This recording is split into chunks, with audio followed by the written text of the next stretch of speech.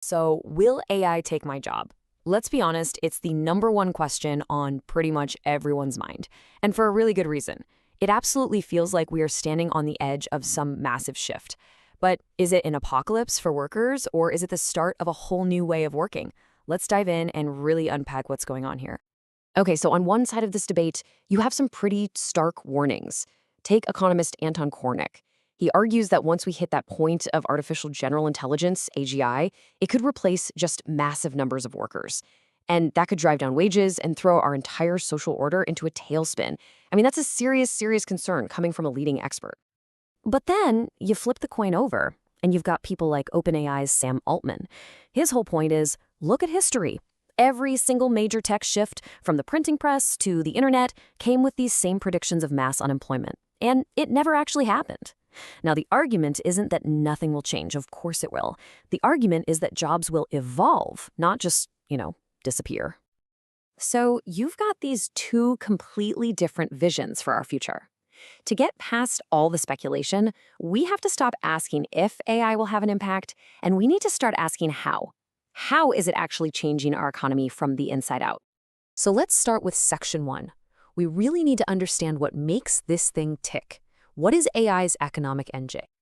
To get AI, you have to realize it's part of a very, very old story. You see, economists define automation pretty simply. It's any technology that lets you use capital, like say a machine, to reduce the need for labor. And this is not new at all. A windmill replacing the hard work of grinding grain by hand? That's automation.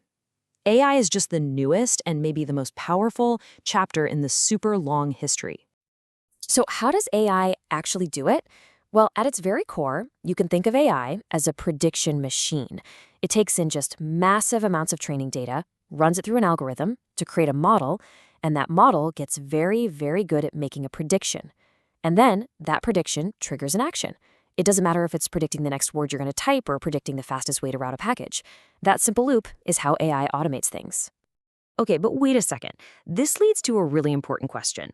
If AI is this revolutionary thing, like electricity or the computer, then why isn't the economy booming? Why aren't we seeing it in the productivity numbers?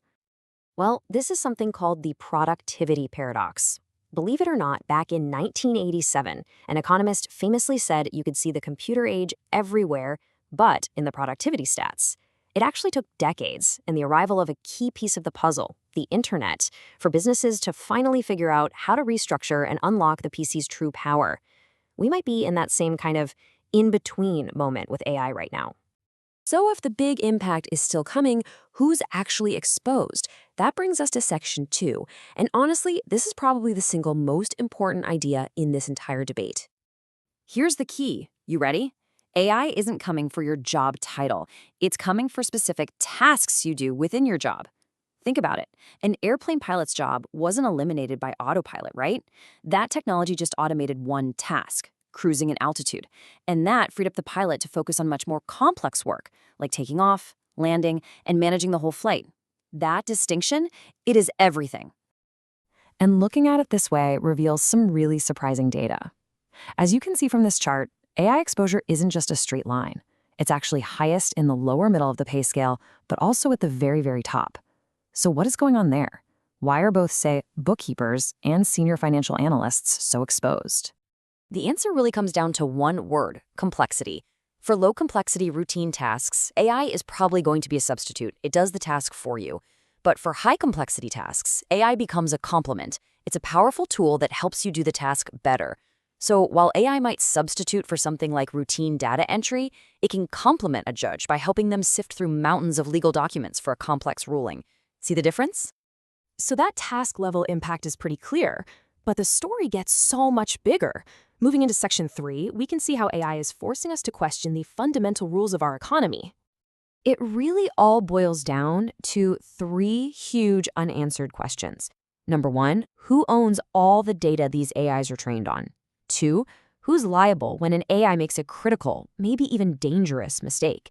And 3, who controls the markets for this incredibly powerful technology? How we answer these is going to define the entire next era. Now, ownership and liability are enormous legal questions, but let's just focus on competition for a second, because the economic concerns there are immediate. Training these massive models costs an absolute fortune, which creates huge barriers to entry. And because the best AI comes from having the most data, the dominant players can create this powerful feedback loop that's hard to break. Then you add in bottlenecks like the handful of companies that make those specialty chips, and you can see how this market could get very concentrated very fast. All right, so after all that big picture economic theory, let's bring it right back down to you. What does all of this mean for your career right now? I think this quote from AI expert Oren Etzioni just captures the takeaway perfectly. The immediate threat isn't some abstract AI coming to take over. The real immediate challenge is from other people who learn how to use these tools to become more productive, more creative, and more effective. So the goal isn't to compete against AI, it's to become the person who's an expert at working with it. And that leaves us with one final, and I think crucial question. The rules for our economy, for our work, they're being rewritten as we speak. This isn't just something that's happening to us, it is a story that we can all have a hand in writing. So the real question is, who do you think should hold the pen?